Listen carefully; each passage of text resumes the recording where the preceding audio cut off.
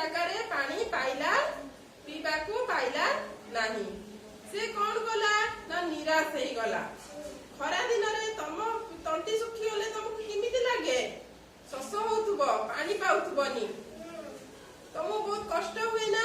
ସେଇଭଳିଆ ସେ କୁଆକୁ ମଧ୍ୟ ବହୁତ କଷ୍ଟ ହଉଥିଲା। ସେ ବହୁତ ବାଟ ଉଡି ଉଡି ଗଲା, ଦେଖିଲା ପାଣି ପାଇଲା ନାହିଁ।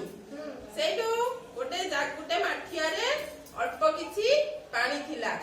ସେ ପାଣି ଆଉ ତା ଥଣ୍ଟ ପାଇଲା ନାହିଁ। ସେ କଣ କଲା? କିଛି ଗୋଟେ ଉପାୟ ତ ବାହାର କରିକି ପାଣି ପିଇବ। ସେଇଠୁ ସେ ଗୋଟେ ଚତୁର, ସେ କୁଆ ବହୁତ ଚତୁର ମାନେ କଣ? ଚାଲାକ। ସେ ପାଖରେ ଥିବା ଗଡି ଆଣିକି ସେ ମାଠିଆ ଭିତରେ ପୁରେ ପକେଇଲା।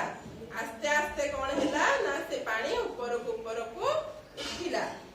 ତାପରେ ସେ ମାଠିଆର ପାଣି ଉପରକୁ ଉଠିଲା ପରେ ତାର ଥଣ୍ଟ ପାଣିକି ପାଇଲା। ସେ ଥଣ୍ଟରେ ପାଣି ପିଇ ତା ଶୋଷ ମେଣ୍ଟିଲା ଏବଂ ତାର ଜୀବନ ରକ୍ଷା ହେଲା। ତେଣୁ ଆମେ ଏଥିରୁ କଣ ଜାଣିଲେ? କଣ ଜାଣିଲେ ପିଲାମାନେ? କଣ ଜାଣିଲେ କୁହ?